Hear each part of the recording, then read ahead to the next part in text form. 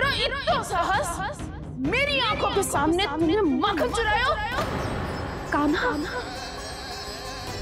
कहीं जानकी और सावित्री सत्य तो ना कह रही थी? नाना मैया जी, मैंने ना चुरायो है, वो आया था। मूर्ख समझती है मुझे? तेरे मुख पे लगा माखन सारी कथा कह रही है।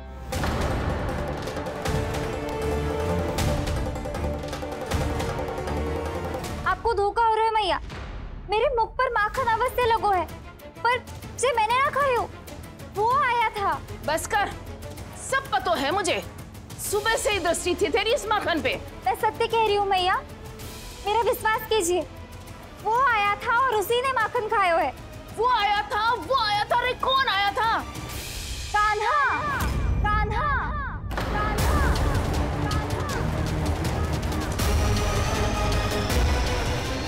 देखो मैं क्या लाई हूँ। इसके लिए पकड़े जाने का संकट क्यों उठाया तुमने? वही तो कहते हैं कि लोग कभी ना करना चाहिए। अरे ये मेरे लिए थोड़ी ना है, ये हमारी टोली के लिए, हमारे सदस्य के लिए है। कहाँ है वो वानर महाराज?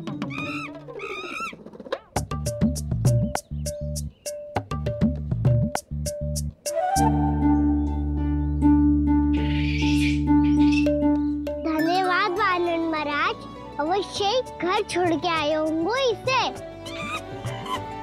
अब आप ये दो और ये लो।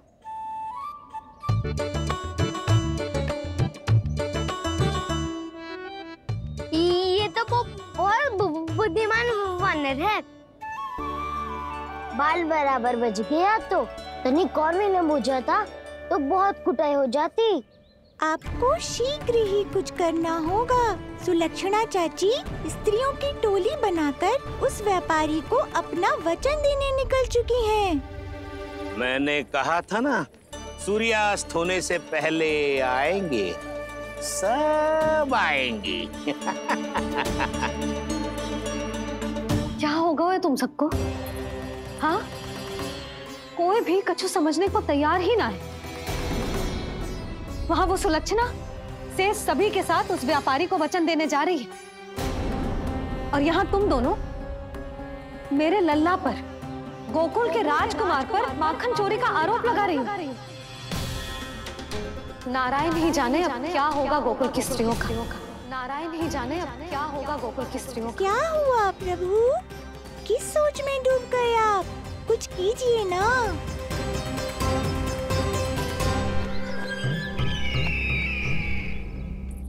मुझे अच्छी तरह स्मरण है भैया, आपको मेरे हाथ की बनी खीर बहुत प्रिय लगती थी। आशा है कि आपको इसका स्वाद अभी भी स्मरण होगा। लो भैया, जी भर के खाओ। ऐसी मिठास तो ना गुड़ ने सीखी है ना मधु को पता है। अद्भुत, अद्भुत देवकी, अद्भुत। तेरी इस खीर के लिए तो पूरे विश्व से युद्ध कर सकता है कंस। वहां क्यों खड़ी है? खिला बहन।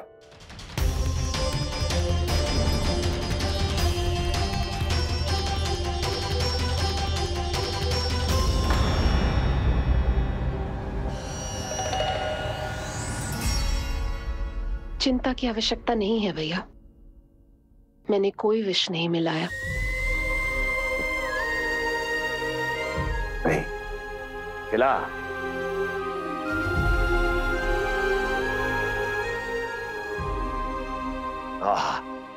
उत्तम, अति उत्तम।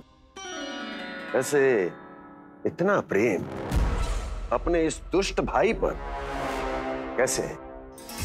क्या हुआ देवकी? कहीं तू भयभीत तो नहीं हो गई कंस से? या इस असहाय चूहे की दशा देखकर तुझे ये आभास तो नहीं हो गया कि अब कंस से बचना असंभव है? उस विष्णु अवतार का भी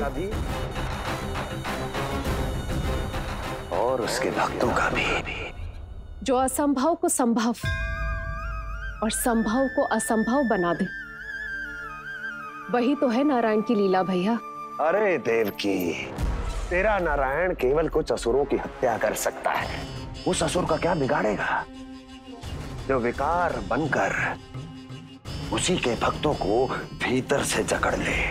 जो भक्त श्री नारायण की भक्ति में जकड़े हुए हैं, उन्हें नारायण इतनी सरलता से किसी विकार में नहीं पड़ने देंगे और ना ही उन्हें निराश होने देंगे।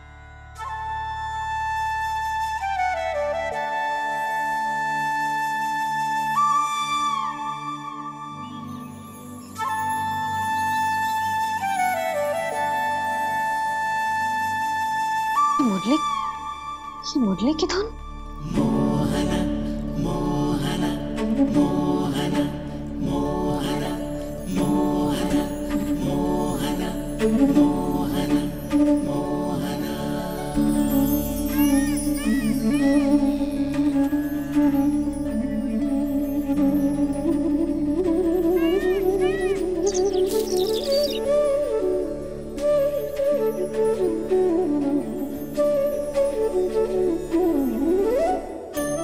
सुमति, सुना तुमने?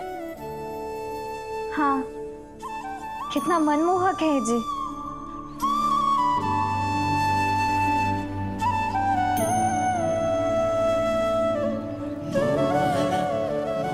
कान्हा,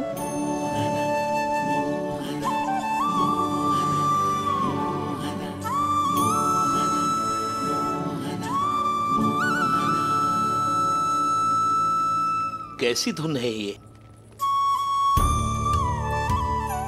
कहाँ जा रहे हैं सब?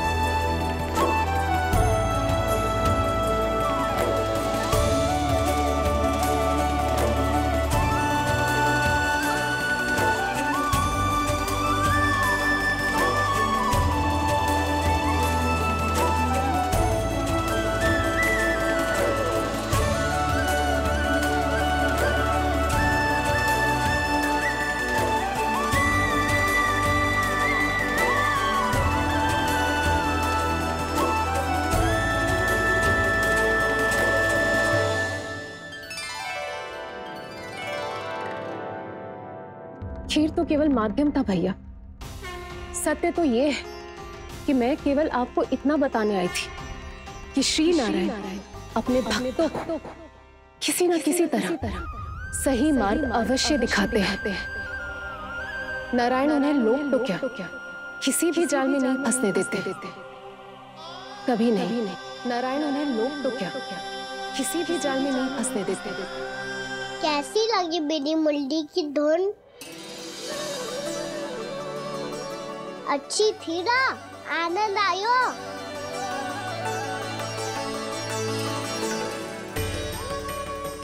सच्ची में कान्हा, बहुत आनंद आयो। मुरली बजाना कहाँ से सीखा तूने?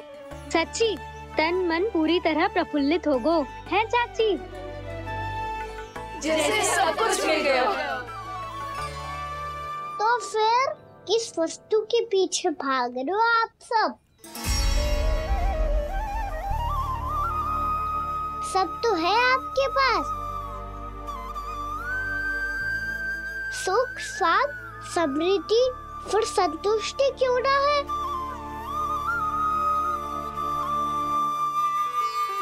मेरा नन्हा सा कान्हा इतनी समझदारी की बात कर रहे हैं। अब जिस धन को पाने के लिए इतने आतुर वो आज मिलेगा तो सही, पर कल व्यय भी तो हो जाएगा। और यदि किसी ने बहुत प्रयत्न करके ढेर सारा धन एकत्रित भी कर लिया, तो जीवन के बाद वो उसे अपने साथ थोड़े ही ले जाएगा। इस धरती पर जन्म लेने वाले सभी प्राणियों की सारी संपदा, यहाँ तक कि उनका तन भी समय आने पर मिट्टी में मिल जाता है। आशीष पति आत्मा वो तो परमात्मा के चरणों में चली जाती है। मैया भी यही है, स्वयं पे नियंत्रण पाना पड़ेगा। ये सब मेरे बाबा समझाते हैं। मैं तो समझ गया, अब आप सब भी समझ जाओ ना तो क्या कहना? ना तो लोक का राक्षस जकड़ लेगा। सब झटक लूंगा।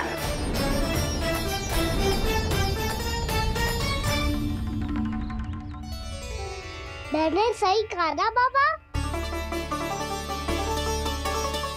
बात तो सही कह रहे हो अजय।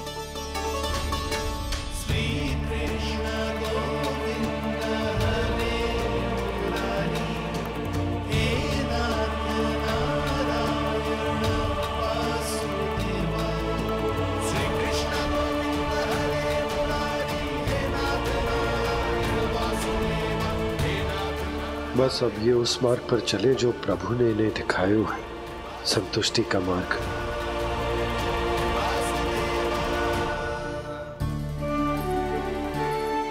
ठहरो।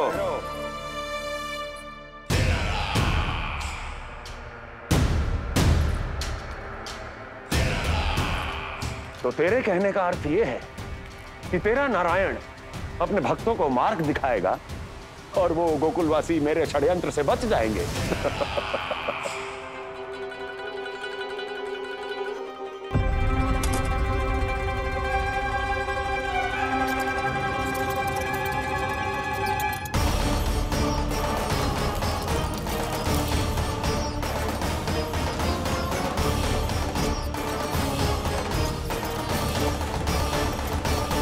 लोभ। तेरा नारायण चाहे कितने भी मार्ग दिखा दे, किंतु जब व्यक्ति के भीतर लोभ बस जाए, उसे तो स्वयं भगवान भी नहीं बचा सकता।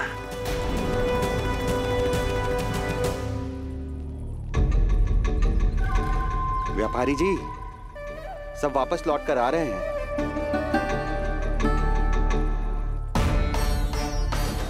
व्यापारी जी, ये रुक क्यों नहीं रही हैं? ये सीधी ही चली जा रही हैं। सब झटक लूंगा। मैंने कहा था ना, मैं अपनी चाल अंत में चलूंगा।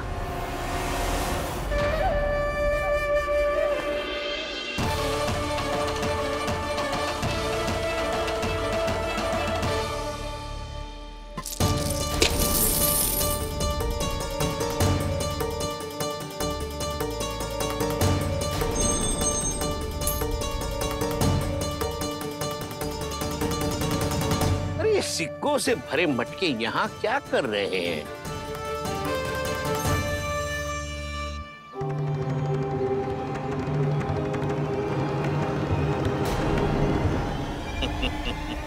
लगता है लक्ष्मी जी स्वयं आपके पास आना चाहती हैं। सब तो है आपके पास, सुख, स्वाद, समृद्धि, फिर संतुष्टि क्यों ना है? ऐसे मटकों में छुपाकर क्यों रखा है इन सिक्कों को? अरे पोटली में बांधिए, गोकुल वासियों को देना है कि नहीं? जाओ जाओ जाओ, चलो चलो, ये लो।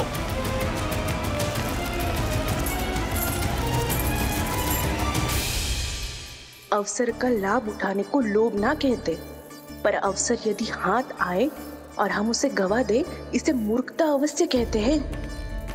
गोकुलवासी आपके साथ व्यापार नहीं करेंगे।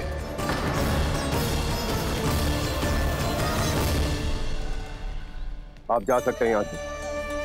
गोकुलवासी मूर्ख थोड़ी ना है श्रीमान कि लक्ष्मी घर पर आ रही है और वे द्वार कवाक्ष बंद करके घर में ही दुबक के बैठ जाए और लक्ष्मी से कह दे कि आप नहीं आइए।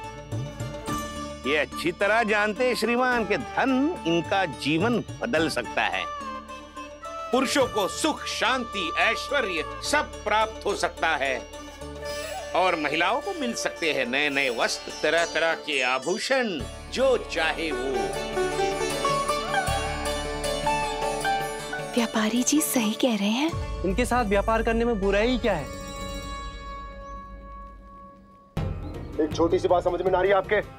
अगर किसी को आपके साथ व्यापार करना होता तो अभी तक यहाँ आ चुके हो। तो श्रीमान, आप अपना समय व्यर्थ कर रहे हैं। अच्छा होगा कि आप शीघ्र यहाँ से चले जाएं।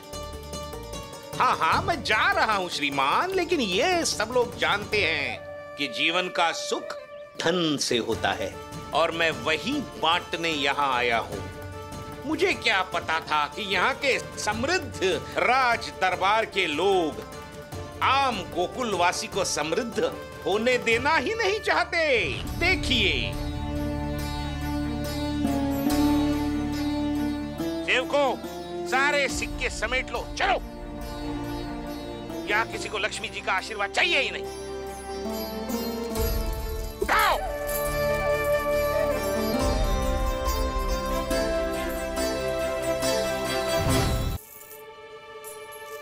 नाना व्यापारी जी, हम आपके साथ व्यापार करने के लिए तैयार हैं। हाँ, हम भी तैयार हैं। सुलक्षणा? हाँ हाँ व्यापारी जी, हम दोनों भी तैयार हैं। हम सबको आपके साथ व्यापार स्वीकार है।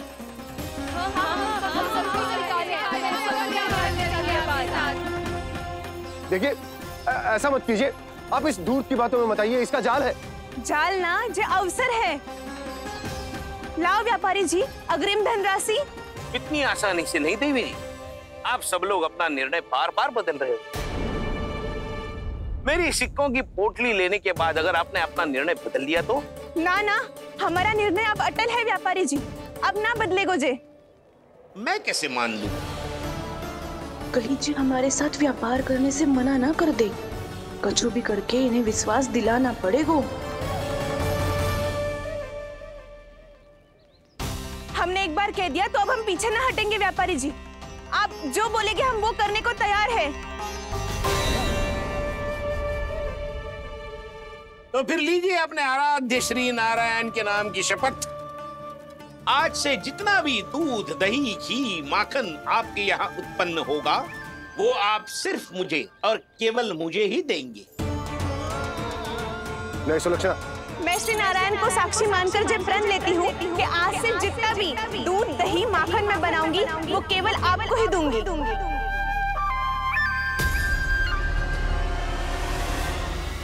मैं भी श्री नारायण को साक्षी मानकर प्रण लेती हूँ। मैं भी प्रण लेती हूँ।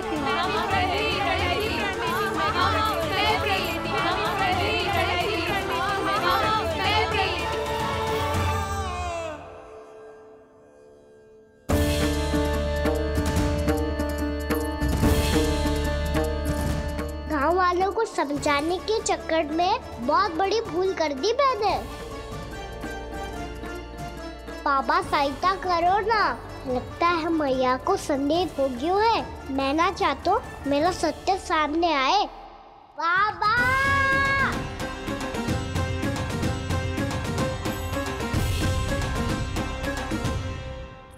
यशोदा, क्या होगा? क्या होगा? देखो ना आपने कैसी मधुर मुरली बजाई है हमारे कान्हा ने। अच्छा, कितनी बड़ी बड़ी बातें कर रहा है। ये कोई सामान्य बात है? बाबा संभालो। सामान्य बात ही तो है यशोदा। जैसे बड़े बड़े ऋषि महात्मा के जैसे ज्ञान की बातें करना जे सामान्य लग रहा है आपको? अब बालक जो देख तो सुन तो है वही तो कर तो है। अब हमें कितनी बार बातें करते सुनो है, हमने कितनी बार इसको शिक्षा दी है। और अब तो यशोदा जे बाहर भी जाने लगो है। कितने नए नए व्यक्तियों से मिल तो होगो, नई नई बातें सीख तो होगो, है कि ना? सही कही थी जी आपने। बालकों का विकास घर पे बैठने से ना हो सकता। जी देखो, आज घर से बाहर निकलते ही कैसा सयाना हो गया मेरा लल्ला।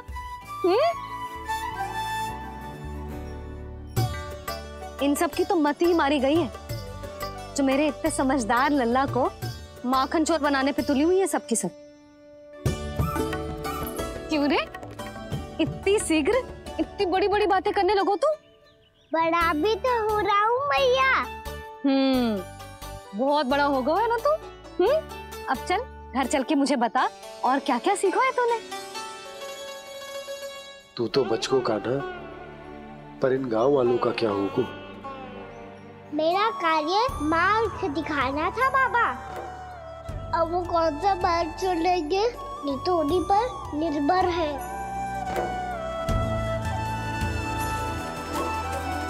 पहले आपने समझाओ, फिर मैंने समझाओ, अब तो कान्हा ने भी प्रवचन दे दियो।